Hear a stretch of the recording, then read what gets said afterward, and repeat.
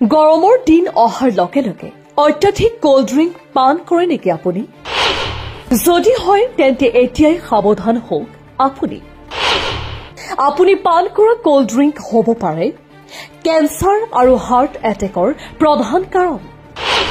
Cold ড্ৰিংকত থাকে মানৱ শৰীৰৰ বাবে বৰবিষ স্বৰূপ বহু মাৰাত্মক উপাদান, যি মানৱ দেহত সৃষ্টি কৰিব পাৰে কেন্সাৰ আৰু হৃদৰোগৰ দৰে জটিল ৰোগ।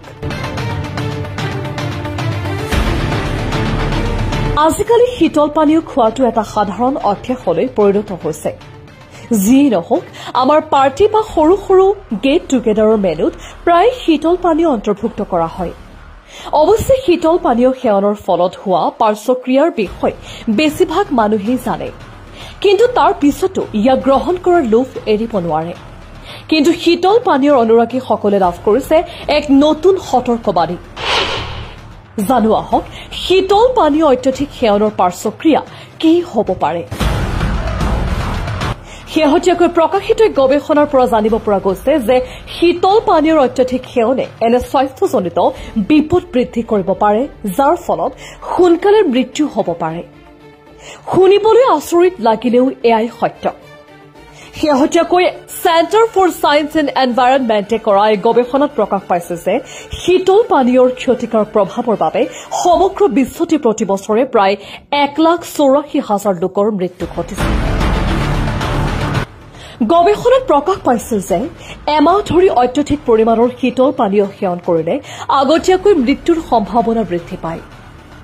শীতল পানীয়ত অত্যাধিক পৰিমাণৰ চেনি থাকে। সাধাৰণ শীতল পানীয়ৰ কেন এটাত প্ৰায় 10-12 চামুচ চেনি থাকিব পাৰে।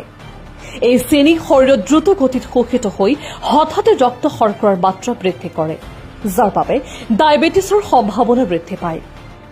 ইয়াৰ উপৰিও অত্যাধিক চেনিৰ সেৱনেও মেদবহুলতা বৃদ্ধি কৰে, যাৰ ফলত আন বহুতো স্বাস্থ্যজনিত সমস্যাৰ সৃষ্টি হ'ব পাৰে। শীতল পানীয়ত ফছফৰিক আৰু কাৰ্বনিক এচিড থাকে, যাৰ ফলত ইয়াৰ পৰা জ্বলা সোৱাদ পোৱা যায়। এই এচিডবোৰে আমাৰ দাঁতৰ ইনামেল দুৰ্বল কৰি তোলে, যাৰ ফলত দাঁতৰ ক্ষয় আৰু গহ্বৰৰ দৰে সমস্যাৰ সৃষ্টি হ'ব পাৰে। ইয়াৰ উপৰিও এই এচিডবোৰে পেটত এচিডিটিও বৃদ্ধি কৰে, যাৰ ফলত পেটৰ বিষ, আলচাৰ আদি সমস্যাৰ সৃষ্টি হ'ব পাৰে।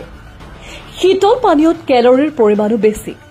কোনো ধৰণৰ পুষ্টিকৰ উপাদান অবিহনে কেৱল কেলৰী সেৱন কৰিলে ওজন বৃদ্ধি আৰু শৰীৰত চৰ্বি জমা হোৱাৰ সমস্যাই দেখা দিব পাৰে।